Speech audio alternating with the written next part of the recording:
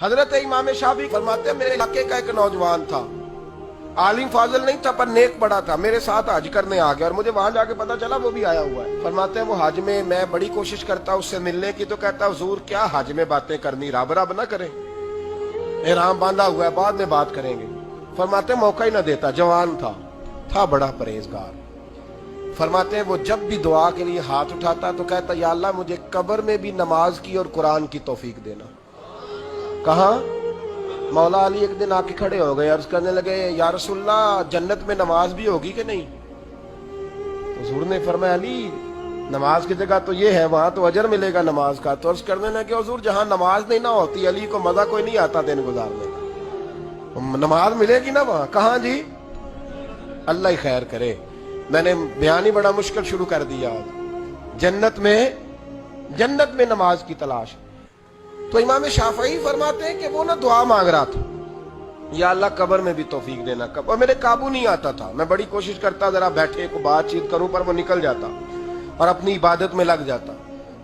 فرمانے لگے ایک دن نہ وہ حتیم کے پاس بیٹھ کے قرآن پاک پڑھ رہا تھا، میں 2-3 دفعہ گزرا تو پڑھ ہی رہا تھا، میں نے کہا آج قابو آ گیا ہے۔ میں اس کے پیچھے بیٹھ گیا اور میرے دل میں خیال تھا کہ جتنا بھی آج پڑھے گا نا میں نے اسے 2-4 باتیں کر کے جانا ہے۔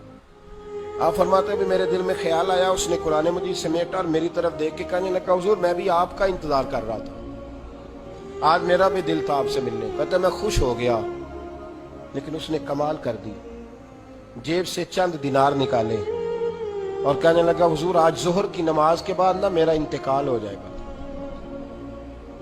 تو یہ نا پیسے رکھ لیں، کفن خرید کے نا تو میرا جنازہ پڑھ کے تو یہاں جنت المعلا میں دفن کر دیں۔ امام صاحب کہتے ہیں میں اگلے لفظ کہنے لگا تھا کہ مجھ پہ سختہ آ گیا، کہنے لگا حضور مہربانی کر دیں کہ آپ میرے علاقے کے، میں چپ کر گیا۔ ظہر کی نماز میں نے دوبارہ اس جگہ پڑھی تو میرے ساتھ صف میں موجود تھا، فرض بھی اکٹھے پڑھے، سنتیں بھی اکٹھی پڑھی، نفل پڑھ کے جب میں نے توجہ کی تو وہ زمین پہ لیٹا ہوا تھا۔ میں قریب جا رہا تھا تو اس کے کلمے کی آواز میرے کانوں میں آ رہی تھی، اور جب تک میں اس کے پاس پہنچا اس کی روح پرواز کر گئی۔ عرش فرشتے بانگاں ملیاں، مکے پہ گئی شور، بلے شاہ ایسا نہیں ہوں مردہ، اتنے مر گیا ہی کوئی ہور۔ آپ فرماتے میں نے غسل دیا، کفن دیا، دفن کر دیا۔ کئی سالوں کے بعد میں دوبارہ آیا، اسی جنت المعلا میں مجھے ایک اور جنازہ پڑھنے کا موقع ملا۔ میرے دل میں ہمیشہ خیال آتا تھا کہ وہ تو کہتا تھا یا اللہ قبر میں بھی قرآن کی توفیق دینا، تو یا اللہ مجھے دکھا وہاں پڑھتا ہے کہ نہیں پڑھتا۔ تو امام صاحب فرماتے ہیں وہ میرے دل میں بات تھی، اللہ نے موقع دیا، میں دوبارہ جنازے میں گیا تو جو قبر کھودی گئی وہ اس کی قبر کے بالکل ساتھ تھی۔ اچانک میری نظر پڑی تو قبر کی دیوار گر گئی، لوگ پریشان ہو گئے، کہنے لگے آپ عالم اب آپ بتائیں کیا کرنا ہے؟ تو کہتا ہے میں نے جھانک کے ذرا آگے دیکھا تو اندر بیٹھ کے قرآن پاک پڑھ رہا تھا،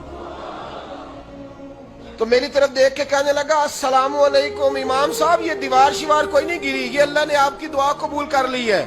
آپ کو پتہ چل گیا نا رب نے مجھے قبر میں بھی قرآن پڑھنے کی توفیق عطا فرمائی، سمجھ آ گئی نا آپ کو؟ فرمانے لگے اب دیوار بند کر دو اور مہربانی کرنا دوسروں کو نہ بلانا۔ میں ٹھیک ہو گیا، آپ کی دعا قبول ہو گئی۔ بھائی قرآن پاک سے دلچسپی، شوق پیدا کریں، ذوق۔ یار کچھ نہ ہو سکے تو اسے دن میں ایک دفعہ چوم کے سینے سے تو لگایا کرو، اس میں ہی بڑا ذائقہ ہے، اس میں ہی بڑا لطف ہے، کبھی اس سے پیار تو کر کے دیکھو۔ یہ اللہ کی کتاب ہے اور اس کا ایک ایک حرف وہ ہے جس کی تشریح مدینے کے چاند نے بیان